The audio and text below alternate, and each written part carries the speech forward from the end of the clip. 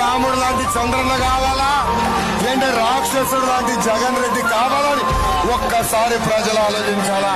మన ఎన్టీఆర్ దేవుడు, మన చంద్రన్న రాముడు, కానీ ఈ లోకేష్ మూర్ఖుడు.